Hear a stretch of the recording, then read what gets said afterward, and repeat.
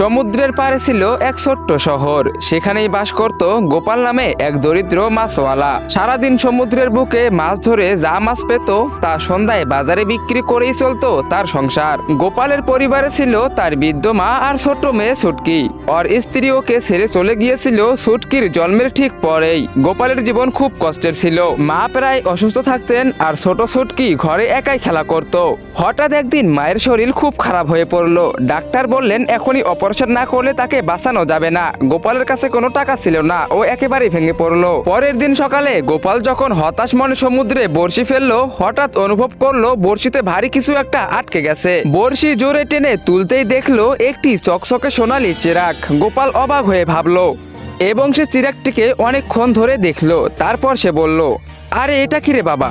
কোনো ধনীর ব্যাগ থেকে পড়েছে না তো, নাকি কোনো প্লেন থেকে পড়েছে, নাকি এটা উপরওয়ালার কোনো চমৎকার? আচ্ছা দেখি তো আগে। তারপর গোপাল সময় নষ্ট না করেই থুতু লাগিয়ে সেই চিরাগটিকে ঘষতে শুরু করলো এবং সে মনে মনে ভাবতেছিল আর বলতেছিল, আসলে এটার ভিতরে আছেটা কি রে বাবা?